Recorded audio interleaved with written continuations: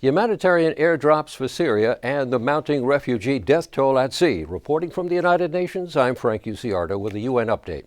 The Syrian government's failure to meet the June 1st deadline for the widespread distribution of humanitarian aid prompts the UK, France, and the United States to call for airdrops. Ramzi El-Eldin Ramzi, the UN Deputy Special Envoy for Syria, says the present pace of humanitarian access is not enough. It's not enough. The humanitarian access and delivery is not to the level that we all aspire to. Air delivery is certainly not a substitute for land delivery. Land delivery is more effective, more efficient, and less costly.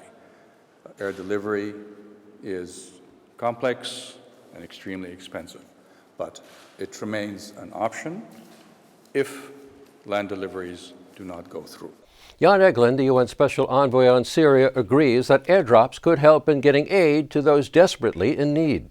We need space, a lot of open space, to be able to do airdrops. We can do that in Deir ez-Zor.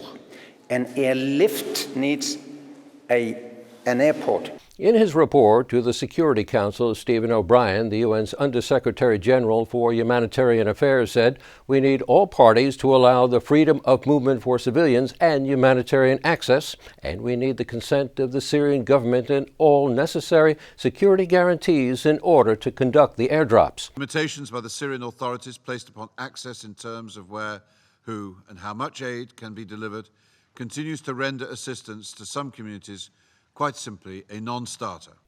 Meanwhile, 2016 is proving to be a deadly year for refugees fleeing conflict on the African continent. Wim Spindler, the spokesman for the UN High Commissioner for Refugees, gave us the grim numbers. Thus far, 2016 is proving to be particularly deadly.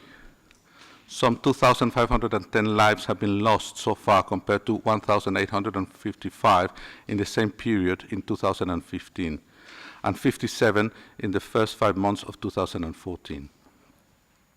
On a Mediterranean-wide basis, the odds of being among the dead are currently 1 in 81. UN Update, reporting from the United Nations, I'm Frank Uciardo, Arise News.